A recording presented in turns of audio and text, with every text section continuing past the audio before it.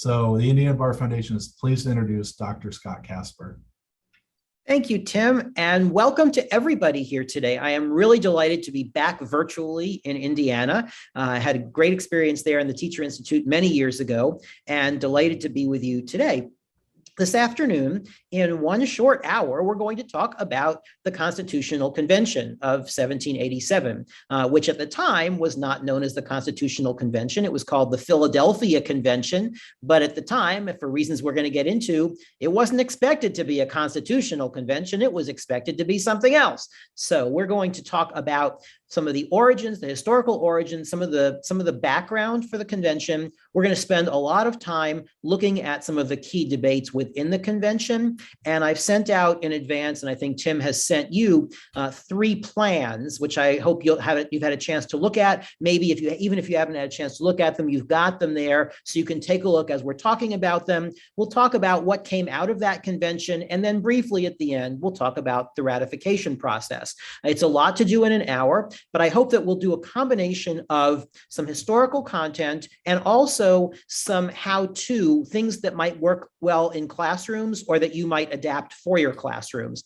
As Tim said, please feel free to put questions or thoughts in the chat. I've got the chat up here, so I'll be following that as we work together. And also, if you have questions that you would like to ask by unmuting your mic and just jumping in, please feel free to do that as well. I welcome more conversation, more dialogue. This does not have to be just me presenting stuff. So that's by way of introduction. And what I'd like to do is start by summarizing, and hopefully you can all see this next slide, a few basic background things about the United States in 1787. Of course, the Revolutionary War had ended with the Treaty of Paris in 1783. The United States as an entity had been declared with the Declaration of Independence in 1776. The Articles of Confederation had been drafted in 1777 as a governing framework for these 13 United States, acting really as a confederation, not as a unified nation. The Articles of Confederation, which were drafted in 1777, were not technically approved and put in force until several years later, because technically all 13 states had to approve the Articles of Confederation for them to be in effect. But effectively, the United States was working with the Articles of Confederation or under the Articles from 1777 until 1787. And the way the Articles of Confederation worked, basically, there was a broad umbrella national structure, almost like a version of the European Union today, where 13 mostly sovereign states agreed to join for certain common purposes. The biggest common purpose in 1777 was fighting the Revolutionary War against Great Britain. And so for the purposes of fighting the war, and if you read the Articles of Confederation, you'll see that a lot of the Articles of Confederation are about how the United States as an entity will raise troops, raise money to pay for a war, and so on. There's very little in the Articles of Confederation about the specific governance at the state level, because it really is a broad confederal document. And so much of what's not in the Articles of Confederation was not given as power or authority to the national government. In fact, the Articles of Confederation explicitly say that only those powers granted to Congress under the Articles of Confederation will be the powers of Congress. Anything that's not listed there, anything that's not enumerated there, Congress can't do. So the Articles of Confederation create this broad general government, which had just the one Congress, just the one House of Congress. There was no separate executive branch. There was no separate judicial branch. There was an executive committee of Congress that would do its work when Congress was adjourned, was not in session. There was a committee that would continue the work. But really, this is a one House legislative government that is more a broad overseer of the Revolutionary War effort. I have a question for you, which is, and please respond in the chat. When you teach the Articles of Confederation, if you do, what do you teach about the Articles of Confederation? You can either put it in the chat or jump in, unmute yourself and jump in.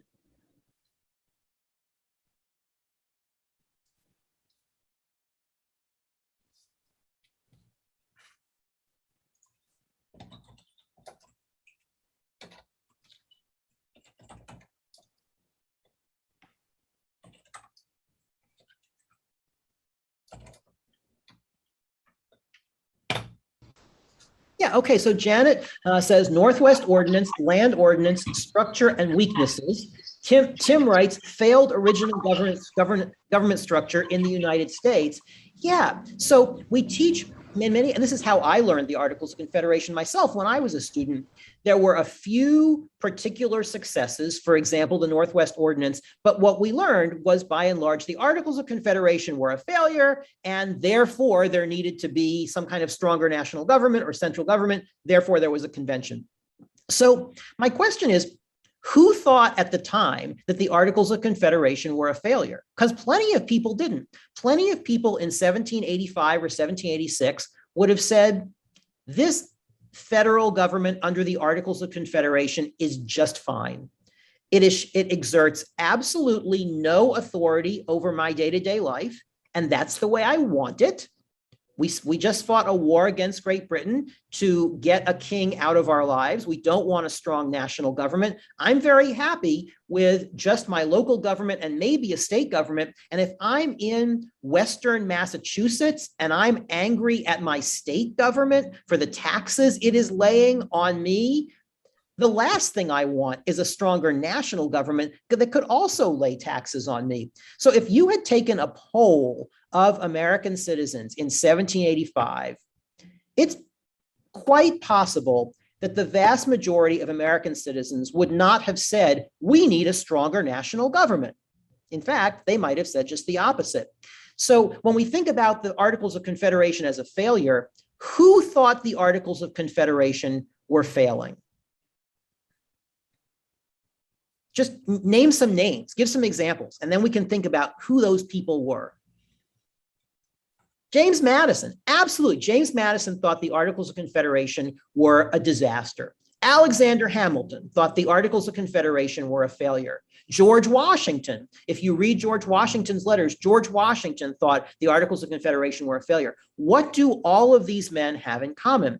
They all have in common that they were involved with the Revolutionary War effort, and they were very much aware of the challenges the United States had faced during the Revolution. George Washington recognized that during the Revolution, it was extremely difficult to get states and governors to provide the troops and the funds necessary to pursue the war effort. Alexander Hamilton was Washington's aide-de-camp, was Washington's right-hand man during the Revolution. He experienced the same thing. Madison was in the Continental Congress during the Revolution. He was experiencing certain things that he thought there needed to be stronger central government. So by and large, the people who want a stronger central government, who press for a stronger central authority, are people who thought that the Revolutionary War effort had been hampered by lack of that kind of authority, and also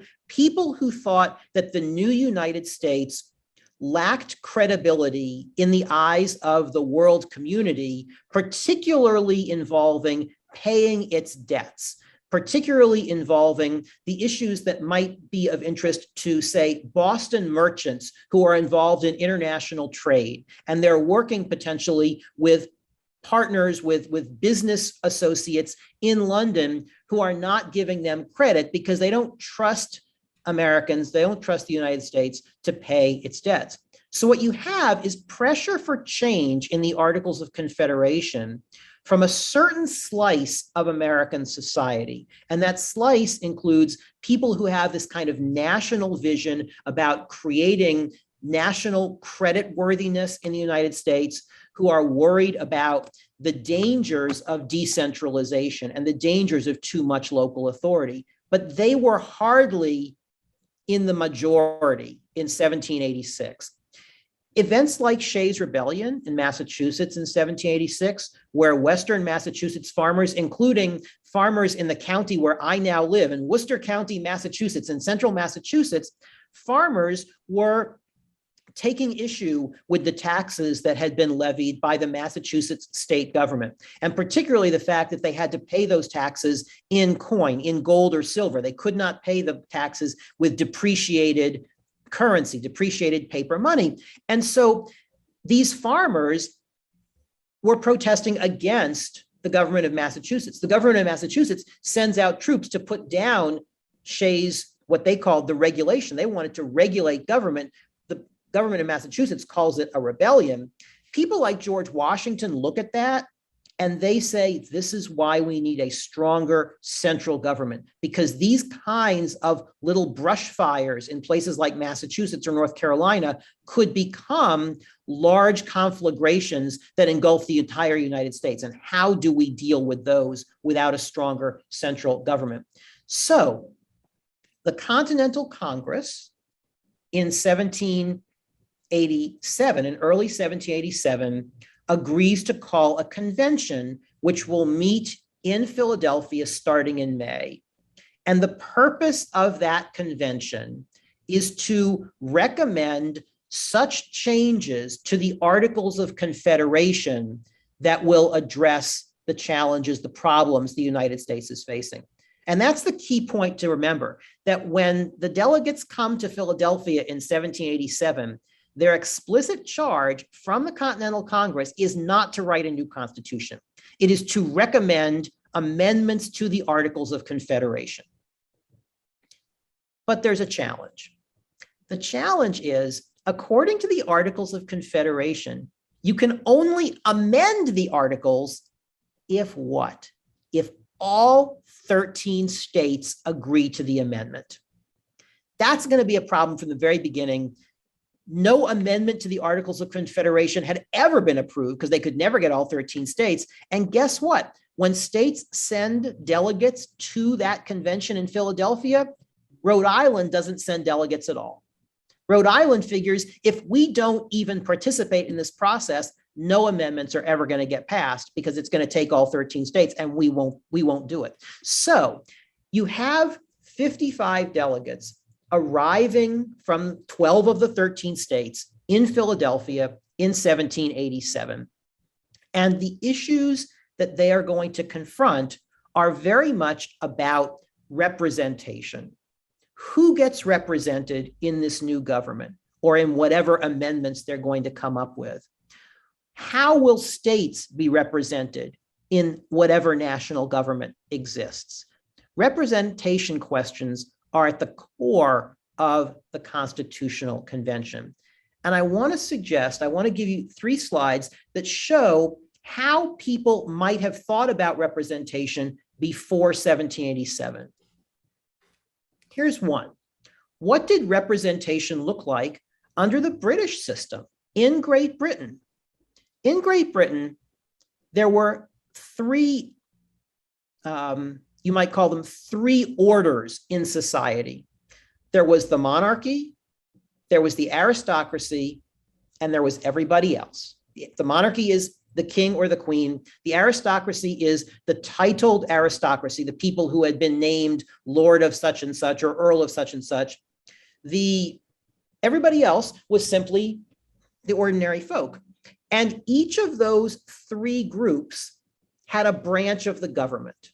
So there was the monarchy, the crown, there was the House of Lords, which supposedly represented the aristocracy, and the House of Commons, which represented everybody else. But the way it worked was not that ordinary people got to vote for the House of Commons based on representative districts where each district had a certain number of voters or anything like that. Members of the House of Commons overwhelmingly came from wealthier areas, but they also did not represent particular districts. In other words, the people in the House of Commons, the people who were selected to the House of Commons, were there supposedly to represent the common people as a whole, not to represent the district of Avon or the district of West London or anything like that. So this was called virtual representation at the time. It was as if all of the people were represented simply because there was a House of Commons. That's the British model. What had representation looked like within the 13 colonies? Here's the second model here. There were different kinds of colonies. There were charter colonies, which had been put into place by some kind of charter that was granted to a particular person to start a colony. There were proprietary colonies where a certain proprietor, like William Penn in Pennsylvania, was granted a certain land. And then there were royal colonies, which were governed directly by the king or by Parliament. But the basic way that the colonies worked was the same.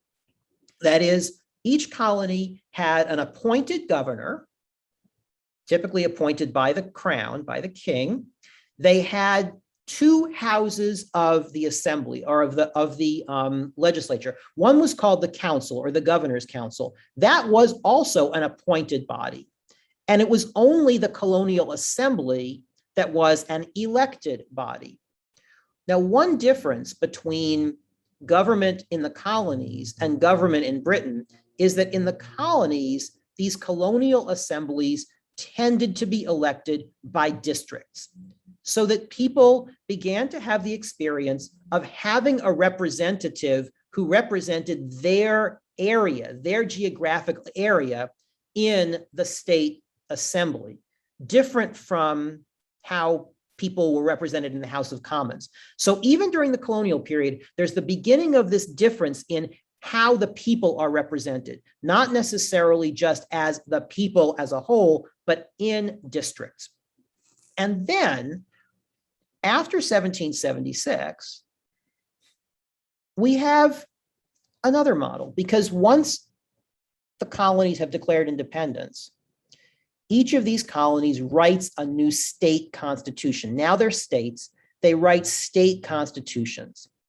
And in those state constitutions, we will find, and if you look at those state constitutions, you will find different models of representation.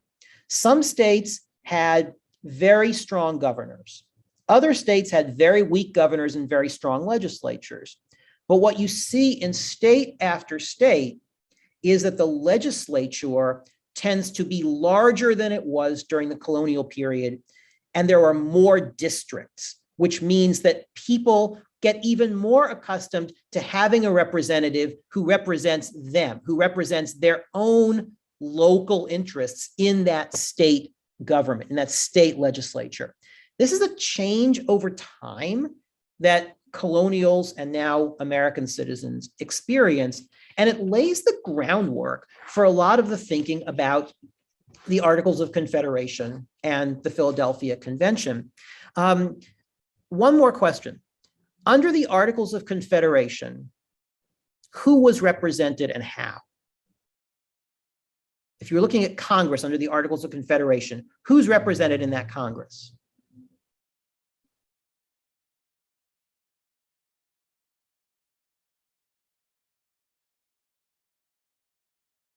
States, right? Each state has one vote under the Articles of Confederation. So each state can send anywhere from 2 to 7 delegates to the Continental Congress, but it doesn't matter whether they send 2 or they send 7, they got one vote. So Virginia has one vote, Rhode Island has one vote, never mind that Virginia has many, many times the population of Rhode Island.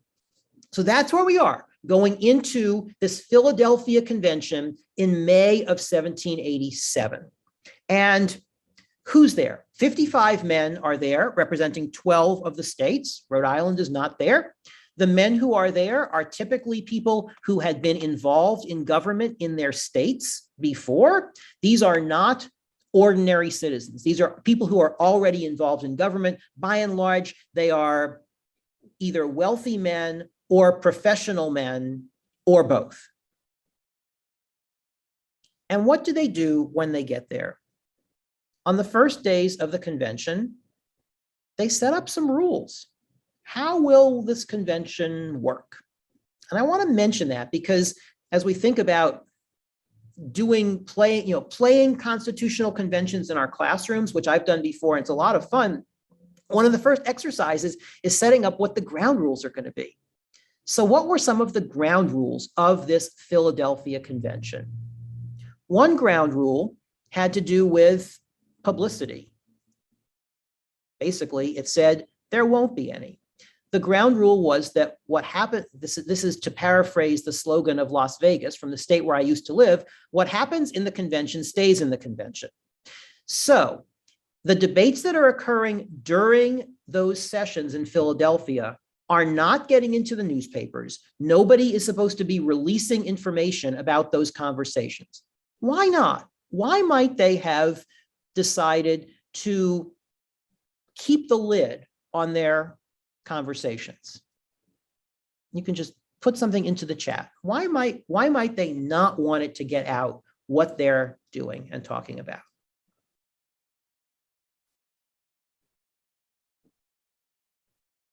Tim says they weren't doing what they were charged with doing. Okay, so if they decide from the very start, we're not going to just revise the Articles of Confederation, people might complain about that. Philip says most people would not have understood what they were doing. Good point. They wouldn't have understood that they were going way beyond what they were supposed to do. Cale says each state wasn't represented. Absolutely true. And Janet says might not end up with what they were talking about. That's critical. What they realized was that over the course of these conversations, so many opinions, exactly. What they realized is over the course of these conversations, people might change their minds. People might listen to others and realize, oh, I don't exactly think now what I thought at the beginning of this. If everything is being reported in the press, people might feel like, well, I took a position and I've got to stick to that position no matter what. So they felt as though they believed that being a convention working just with one another, they would be able to have honest conversations in which they might persuade one another, in which their views might change over time. And that is exactly what happens during the convention. So James Madison took the most extensive notes of the convention, which were not published until decades later. But what Madison reveals in his notes is that, in fact, decisions that were made early in the convention could be changed later in the convention as other pieces of the Constitution came into view. So that was another one of their rules, that no vote that we take along the way in this convention is binding. If we decide later in the convention that we want to change our mind, we can do that. So that was another one of their rules. Another rule that they had, which I love for the purposes of teaching, is that if they were discussing a certain subject, nobody could speak on that subject for a second time until anyone who wanted to speak on it for the first time had had their say, which was a way of giving everybody a chance to talk and not letting anybody dominate the debate. So there are these various rules they came up with, which were designed to foster open debate. They also had a rule that, I love this for teaching as well. They had a rule that while the session is going on, you should not be reading a book. You should not be having conversations with other people. You should basically be paying attention to the debate. These are their ground rules, and you'll find them in Madison's notes of the convention. That's on the very first days. And then on the very next day, after the rules are agreed to, Edmund Randolph of Virginia offers a proposal, a big proposal. It's the first plan. It becomes known later on as the Virginia Plan. I want to show you a picture. This is a picture of the Constitutional Convention, which is probably not at all what it actually looked like. This picture was created in the 20th century by an artist who wanted to make it look very grand and heroic. And so what this artist did, Howard Chandler Christie, what he did was he found portraits of as many of the men who had been at the convention as possible, and he lumped them all into the room together to make it look like we have the picture of the Constitutional Convention here. What it actually looked like was probably much less organized, and also probably much hotter because it's the summer in Philadelphia, not something that anybody would particularly want to go through unless they absolutely had to.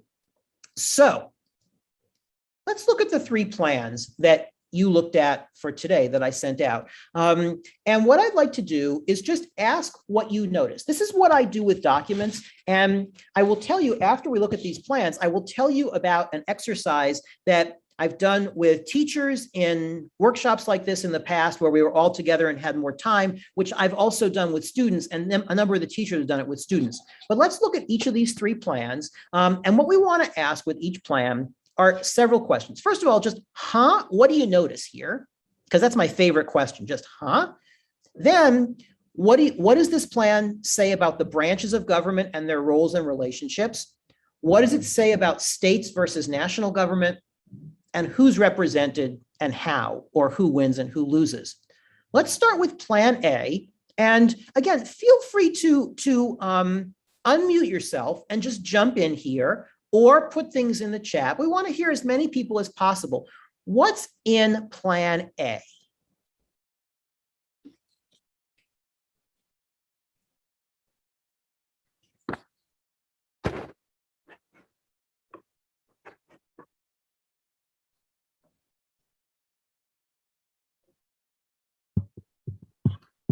We have three branches in Plan A.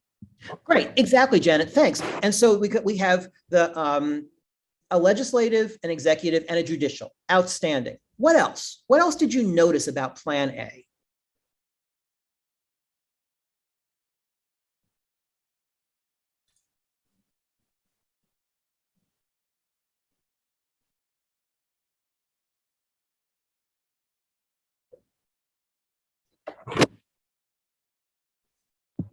Has an amendment process. There is an amendment process. Exactly. It's possible to amend because Plan A seems to recognize that amending under the Articles of Confederation was really, really hard. Legislature is divided into two branches, Tim notes. Tegan notes, people elect the lower house elects the upper house. Exactly, exactly. So you have the lower house of Congress is the people, then that elects the upper house. And who elects the executive? The legislature. What else? Judiciary is appointed by the legislature. The executive is appointed by the legislature. The national legislature, I love this line, can legislate in all cases to which the separate states are incompetent. Calling the states incompetent to do certain things, or in which the harmony of the United States may be interrupted by the exercise of individual legislation. In other words, if the national legislature thinks that having states legislate about something is a problem, the national legislature can legislate over them. And the national legislature can also nullify, can rule null and void acts of the state legislatures, which might be contrary to the Constitution, to acts of the general national government, or to treaties. Matthew notes that both houses can put forth legislation. Absolutely, excellent. So if you were going to draw a picture of what this plan looks like, and this is what I do with classes sometimes, give them a big piece of paper, like that big drawing paper, and some markers, and draw what this one looks like. Where's the power in this Plan A? The legislative branch still holds greater powers, Philip writes. Exactly. In fact, the legislative branch holds enormous powers in Plan A. It's not just that we have a continental Congress here. We've got a continental Congress that has power over the state governments, over the state legislatures, because it can nullify their acts. It controls who's going to be in the executive, who's going to be in the judiciary. So we have here a very, very strong legislative power.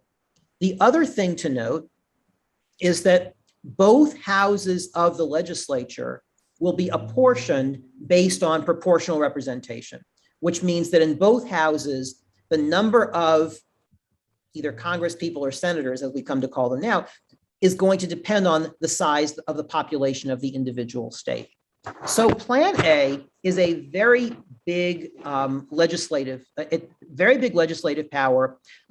There's also this Council of Revision, which is made up of the executive and some of the judicial that can veto acts of the national legislature. So there's a veto power, but it's kind of a council veto power, not an individual executive veto power. So it's not a particularly strong executive, but there is an executive. The judicial is unclear. And when it says the national judiciary is appointed by the legislature to serve during good behavior, what does during good behavior mean? When you hear that, what that means is to serve for life. Serving during good behavior means basically, unless they do something totally awful, they're appointed for life. That's plan A. What's plan B look like?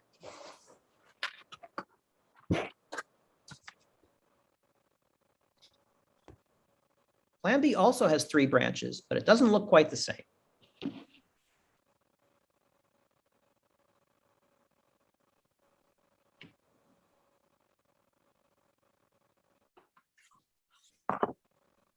Yeah, 1 house with 1 vote. So still represents the states. So plan A is moving toward the legislature is representing the people because each state has a certain number of votes based on its population. Plan B, the legislature still represents the states. Each state has 1 vote in the national legislature, and there's only 1 house of the national legislature.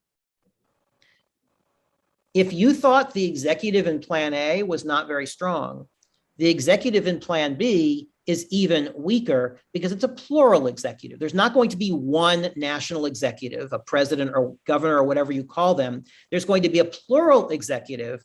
So more than 1 person splitting up the executive power. And the executive appoints the judges, the judiciary. So that's Plan B. What's Plan C look like?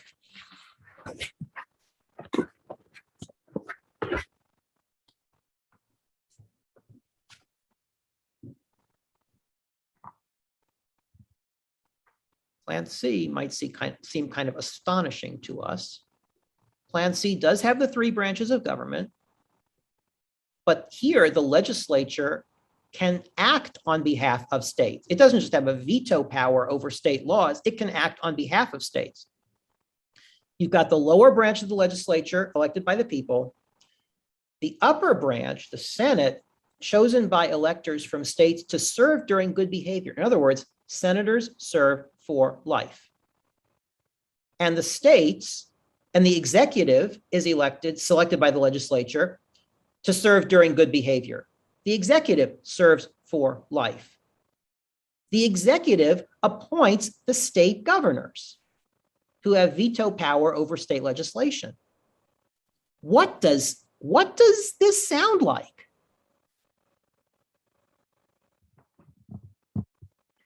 Monarchy. Oh, a bit. Yep. Sounds a little bit like a monarchy, except for the fact that the lower house of the legislature is elected by the people, and that lower house then selects the upper house, and the Congress selects the president. It sounds a lot like a monarchy. It sounds like a very strong executive, and also very weak states, because the states become simply administrative units of the national government, not separate sovereign units. So what are these 3 plans that we're just looking at? Plan A is the Virginia plan. Plan A is the plan that James Madison wrote and Edmund Randolph proposed on the first day of debate in the Philadelphia Convention. And Tim has this PowerPoint, and we'll share this PowerPoint with all of you after, so you have it. But what you have here, and I've tried to color code each of these descriptions. In the Virginia plan, the red is always how the government is set up. That is how the legislature is set up. The blue is the powers of the legislature. The green is about the executive. The sort of dark brown, the brown is the judiciary, and then the purple is anything else. But the Virginia plan is Madison's plan, and what Madison wanted was strong central government, legislative preeminence, and legislative preeminence over the states. This is really important to Madison, that the national government not represent the states, but be representative of the people proportionately and have power over the states. The second plan, the plan B, that's the New Jersey plan.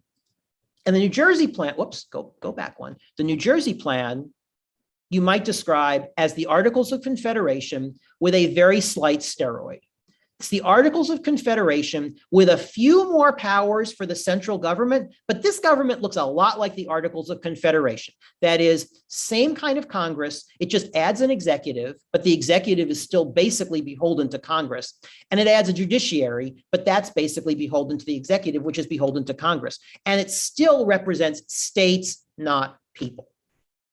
The third plan, the one that Janet said sounds like monarchy, is something that Alexander Hamilton brought up at the convention the day after, no, 3 days after the New Jersey plan was brought up. So New Jersey brings up this plan that says, no, no, no, we want to leave it with the states having the most power. And then Hamilton 3 days later says, no, we want this incredibly strong national government with a very strong president. Why does Hamilton do that? Hamilton may do that because he believes it. Quite possibly he did. But Hamilton also does it, I think, in order to provide what he sees as a kind of counterweight to the New Jersey plan, to get people sort of away from thinking about, let's just leave the Articles of Confederation as they are. And if they say, well, Hamilton, you're crazy. And in fact, that's pretty much what happened. The notes of the Constitutional Convention, Madison's notes, say that after Hamilton's plan was read, it was met with deafening silence. Nobody took it up as for discussion. But in a sense, he was trying to offer something that many of them saw as outlandish. He believed this, but this sort of forced them not just to go back to the New Jersey plan. They voted down the New Jersey plan. They didn't even vote on Hamilton's plan.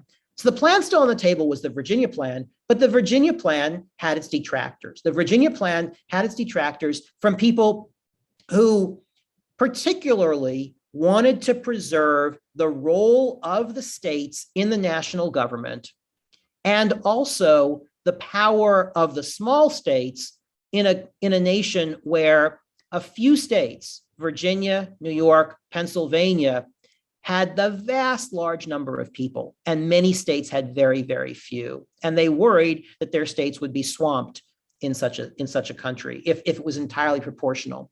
That's the source of the Connecticut plan, or the plan that comes out of a committee. So once they're basically at the end of June, they're at a stalemate.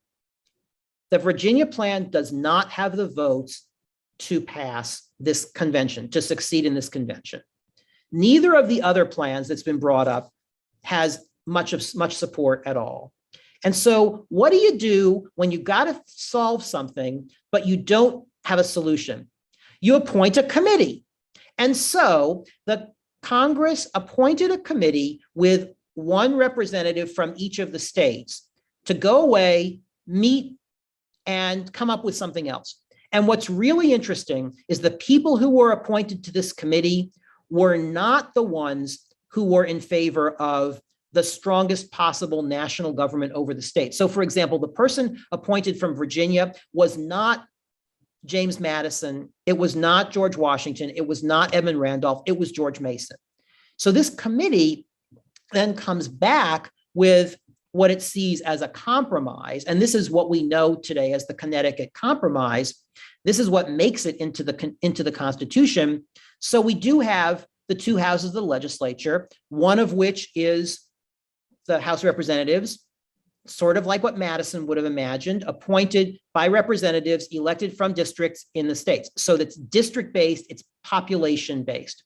The Senate, according to the original Constitution, how was the Senate going to be elected? Not by the ordinary people, but by the state legislatures.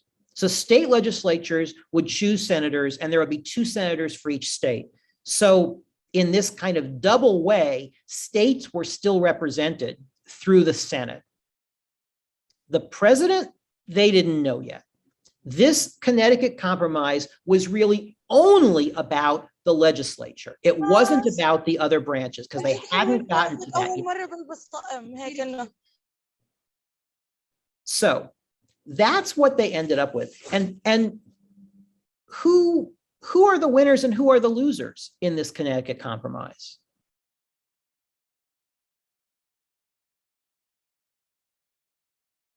What do you think? I think in some ways, small states are winners. You bet they are.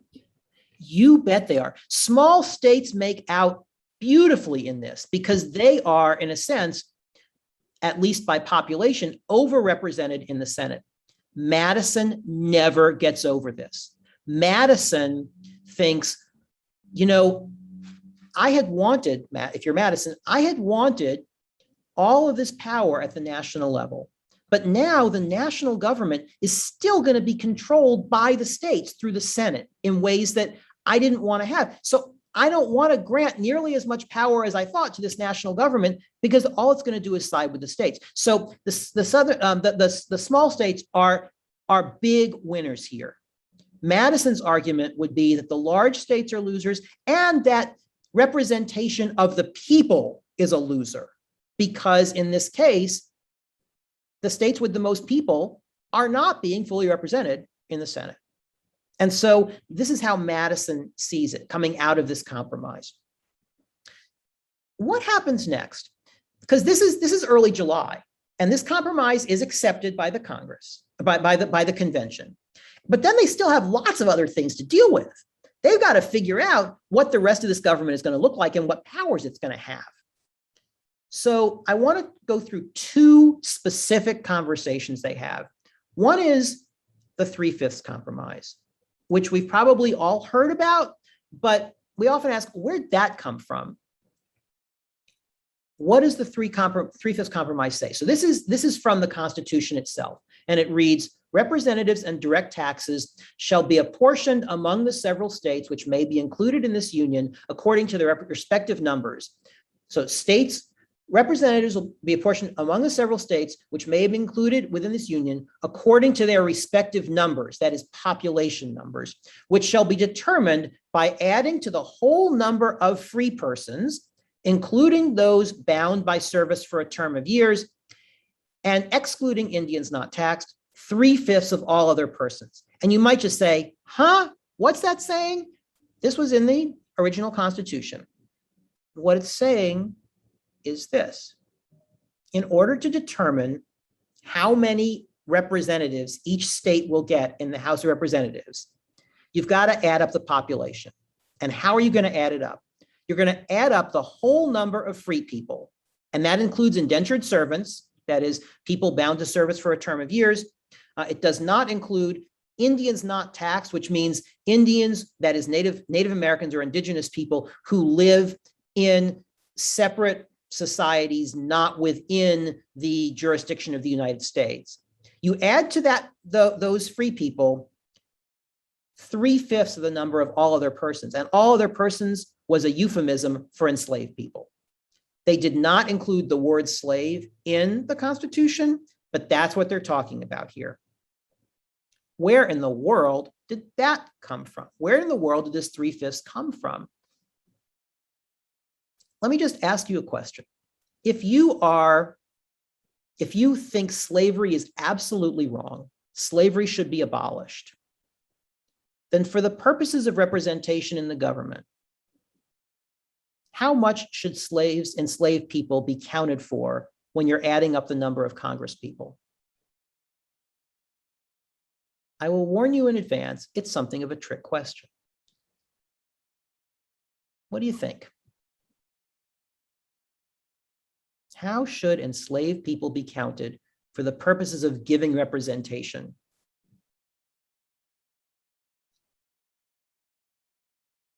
You would say, don't count them, because all you're doing shouldn't be counted, Kale writes. Exactly, because all you're doing, if you're counting enslaved people, is giving more representatives to the masters of those enslaved people, to the states like South Carolina, Virginia, Georgia, and North Carolina with lots of enslaved people who will have no opportunity to vote or be part of the discussion of who those representatives should be. So you're giving more representatives to the states that are defending slavery if you're counting slaves as whole people.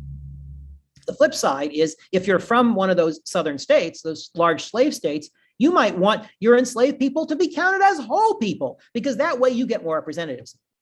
Flip side, if the United States is going to levy taxes based on population. If you are from a slave state, how would you want your enslaved people to be counted for the purposes of taxing you? Don't count them at all. If you're from a free state that wants to get rid of slavery, you might say, yeah, let's go ahead and count the enslaved people in the taxation, because after all, that's a good measure of wealth. So in other words, if you are from a slave state, you might say, count my people for the purposes of representation, don't count them for the purposes of taxation. If you're from a free state or a state that is at least not as dependent on slavery, you might say, don't count them, don't count enslaved people for the purposes of representation, but do count them for the purposes of taxation. And the 3/5 number is a compromise between those two things. It's a way to say, we'll count enslaved people partially for both of these things. Where did that number come from? The short answer is, it had first been brought up during the Articles of Confederation about 5 years earlier, when the Congress was trying to figure out how to collect money from the states. Because the original Articles of Confederation had this really wacky system where you'd have to add up all the property value in all the states and then decide. That wasn't going to work. They come ahead with an idea to assess by population and use 3/5 of enslaved people. That's where it came from, but it gets in here. So the point is, this 3/5 compromise is a compromise between North and South that works its way into the Constitution, one of multiple such compromises. And it has real significant consequences. It means that the slave states had additional representation in Congress. It also means, as we'll see in a moment, slave states got additional votes, electoral votes, in presidential elections. We're going to get to that in just a minute. But before I go there, I just want to stop for a second and ask, what questions do you have at this moment? We've been doing a lot in a very short time. If you have questions, please ask them or put them in the chat and we'll try to be answering them. I know we're doing a lot.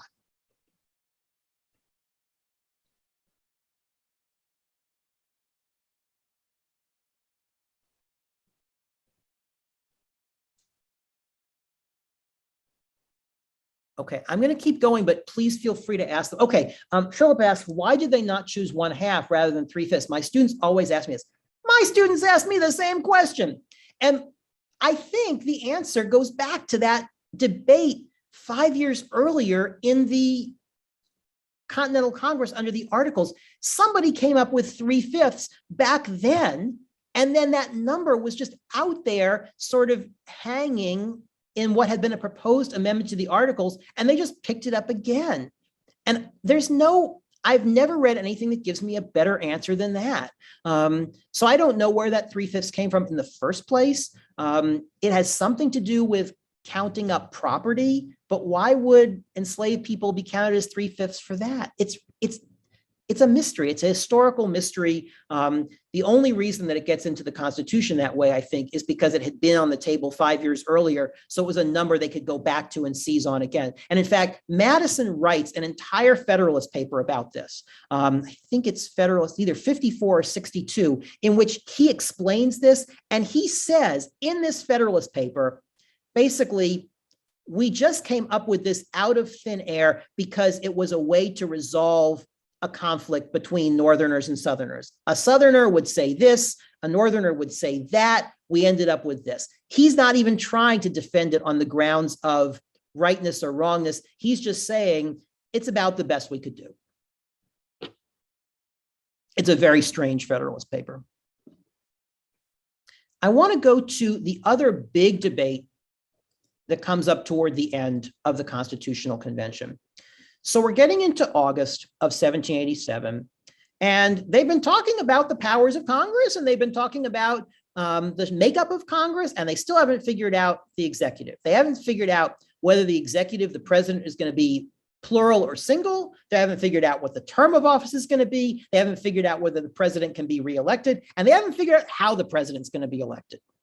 And so they've got to figure all that out, and they appoint another committee. They appoint a committee to go away and think specifically about that question. And this is the committee of, this is called the Breerly Committee, named for one of the delegates who chairs the committee.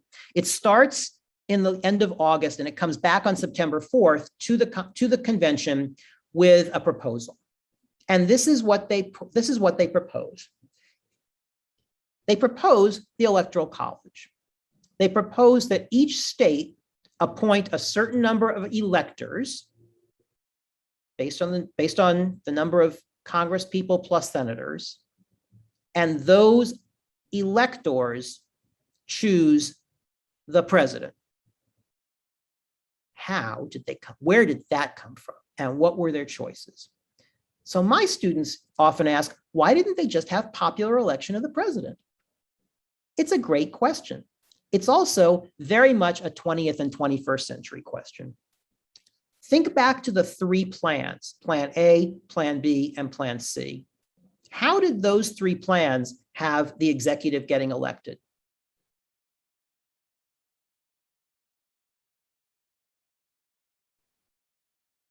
Who picks the president?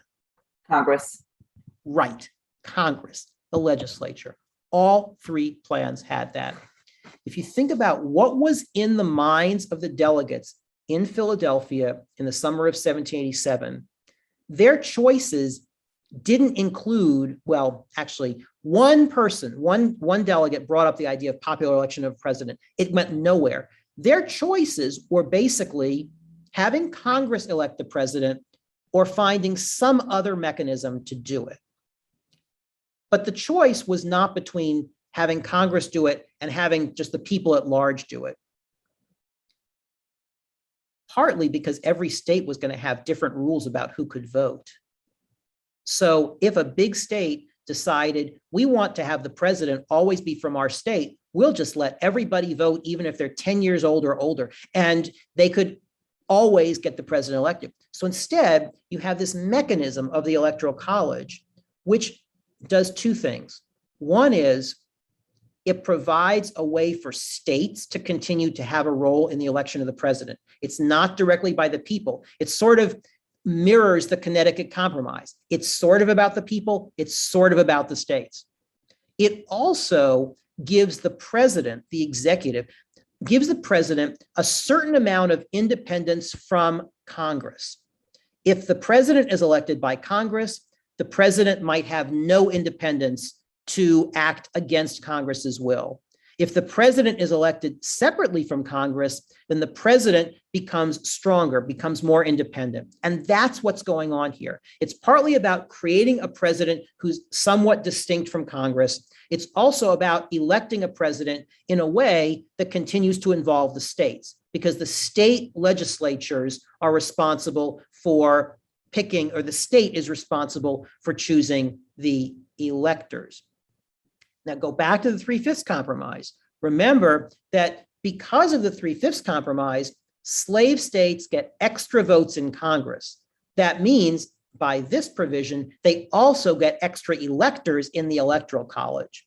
And that also makes a difference. And here's a very specific example. If the 3/5 clause had not existed, if enslaved people were not counted at all for the purposes of Congress and electors, in 1800, John Adams would have been reelected. Thomas Jefferson would not have been elected president. Jefferson won the election of 1800 because he got the votes of slave states that had more electoral votes because of the 3/5 representation of enslaved people. So that's the other big compromise, or the other big decision that they had to make in Philadelphia. And so then they appoint one more committee called the Committee of Style. The Committee of Style takes all the things they have been talking about for the previous 3 months. It polishes them up. It puts them all together into one document. That document comes before this convention on September 17th, and 39 of the delegates sign it. Some don't because they object to various parts of it, including the fact that it does not have a Bill of Rights. And then it goes out to the states for the process of ratification. In the last 2 minutes, I just want to mention a few things about the ratification process, because that's a whole different story. The ratification process takes place at the state level. It does not take place nationally. It takes place in state by state. According to the Constitution, every state needed to have a ratification convention in which people selected somehow to that state convention would debate and decide whether this document should be ratified. This was a truly nationwide conversation. Essays were published on both sides. The most famous are the Federalist Papers, but there were many others, both for and against the Constitution, including most famously against the essays of Brutus. The key issues in these state ratifying conventions were about the amount of power that was going to the national government and potentially being taken away from the states, the lack of a Bill of Rights, which was brought up over and over again, and in some states, the concern that the United States was so big geographically that creating a strong national government in a country this big would necessarily lead to monarchy, would lead to a strong government that would override the rights of the people, tyranny, not just monarchy. These are the debates. And what happens in these ratification conventions is that in some states, it passes right away. And going back to Janet's point from earlier, some of the small states ratify the Constitution like this because they realize it's such a good deal for small states. Delaware is the first to ratify it. That's a great deal for Delaware. If you are in New York, or if you are in Virginia or Massachusetts, it's much more questionable whether you want a national government with so much power, and B, a national government that really gives so much power to small states. And so in some of those states, the ratification was very close. It was very heated. In Virginia, for example, the ultimate vote on the ratification of the Constitution was 89 in favor, 79 against. Very close. In New York, it was 30 in favor, 27 against. We are not talking about a Constitution that's ratified by overwhelming majorities. So when we talk about the Articles of Confederation being a failure, people at the time didn't think so, many of them, and many of them were very, very worried about this proposed remedy to the Articles of Confederation.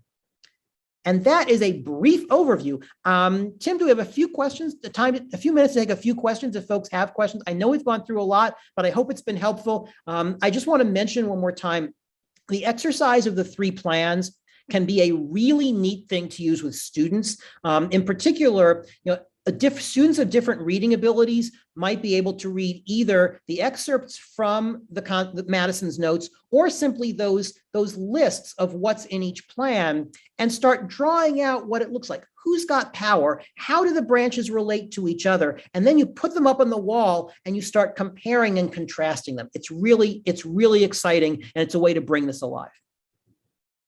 Yeah, if there's a question or two, we've got just another few minutes or so. So if somebody does have a question or two, either pop it quickly in the chat or unmute and speak up.